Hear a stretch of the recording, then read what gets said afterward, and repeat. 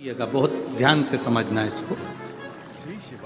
जो व्यक्ति जिद्दी होता है या गलत व्यसन की ओर जाता है, गलत व्यसन की ओर, एक पत्र है नीचे रखा होगा, अगर वो माता यहाँ बैठी होगी तो खड़ी हो सकती है, जिसका पति बहुत शराब पीता था, इतना कि आते से जनादिक के साथ में उसको दो, उसका नशा धीरे धीरे धीरे धीरे वो छोड़ देगा और श्रेष्ठ बन जाएगा।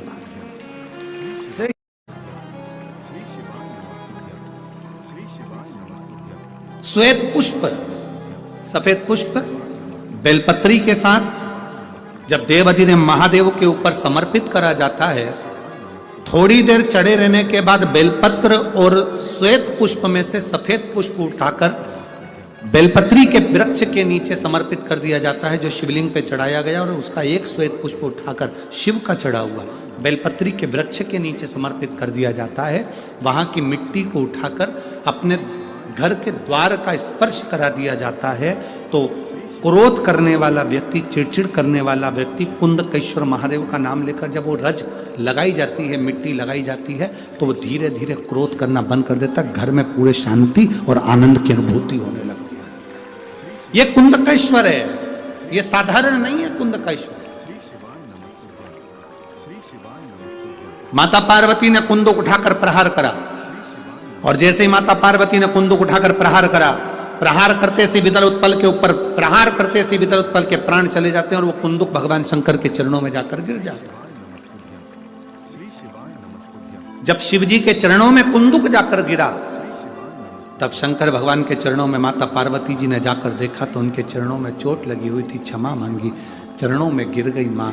और शिवजी ने कहा, पार्वती तुम दुख ना मनाओ, तुम्हारे कुंदक का मेरे चरणों में गिरना, मेरा नाम आज से कुंदकेश्वर होगा।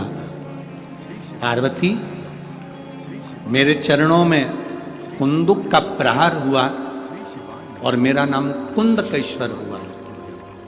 आज के बाद मृत्यु लोक में रहने वाला व्यक्ति, उसके शरीर में अगर कोई रोग, कोई दुख व्यापेगा और वो मेरे कुंदकेश्वर की कथा को पूरी सुन लेगा या कुंदकेश्वर के नाम का उच्चारण कर लेगा, तो उसके दुख का, उसके शरीर के रोग का मैं निवारण कर दूंगा। वो कुंदकेश्वर महादेव है। बोल कुंदकेश्वर महादेव की। वो कुंदकेश्वर महादेव, कुंदक का नाम रखकर कुंदकेश्वर। आपसे निवेदन, कभी आपको लगे कि दवाई औषधि काम नहीं कर रही, आप कुंदकेश्वर का नाम। मेरे भोले तेरा सहारा है, मेरे भोले तेरा सहारा है, मेरी नैया का तू किनारा, मेरी नैया का तू किनारा। कुंदकेश्वर नाम पार्वती जी से शिव जी ने कहा, सुनो पार्वती, अगर कोई दिल से, हृदय से दुर्वा और बेलपत्र, दो चीजें, एक बात बहुत अच्छे से याद रखिए, अगर डॉक्टर आपको कह दिया है कि आपके पेट में या बच्चादानी में या शरीर में कहीं गठान आ गई है, कहीं गांठ आ गई आपके शरीर में, और ये बात अपनी याद रखना, पड़ोसी के यहाँ भी तकलीफ हो तो आप बता सकते हो, रिश्तेदारों के यहाँ भी तकलीफ है तो आप बता सकते हो। डॉक्टर ने कह दिया कि शरीर में गांठ है, बच्चेदानी में गांठ है, या पेट में गांठ है, या शरीर के किसी अंग में गांठ है, एक बेलपत्र लीजिए, दुर्वा लीजिए, दुर्वा और बेलपत्र को लेकर जब शिवजी के मंदिर में आप समर्पित करें, हमेशा बेलपत्र आप चढ़ाते हैं ऐसी, कैसी चढ़ाते हैं? ऐसी। जब आप दुर्वा और बेलपत्र शिवजी के मंदिर में, शिवालय पर चढ़ाएंगे, शिवलिंग पर, तो वो ऐसी समर्पित करी हुई दुर्वा उस पर रखी हुई। 7 बार जो लोटे में जल भरा हुआ है, कलश के अंदर जल है, वो कुंदकेश्वर महादेव का नाम लेकर दक्षिण में बैठकर उत्तर की ओर मुख कर 7 बार उसी जल को उसके ऊपर गिराना है, कुंदकेश्वर महादेव का नाम लेकर।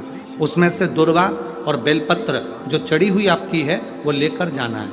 7 दुर्वा 7 दिन तक लगातार एक एक कर कुंदकेश्वर महादेव का नाम लेकर खाना है, और एक बेलपत्र 8वें दिन जो चढ़ी हुई बेलपत्र थी वो 8वें दिन खाना है। खाने के 15 दिन बाद आप जांच कराना प्रारंभ करिए, बाबा चाहेगा तो आपकी गठान कुंदकेश्वर महादेव उसको गला ही देगा, ये निश्चित। शिव तत्व की प्राप्ति है कुंदकेश्वर महादेव।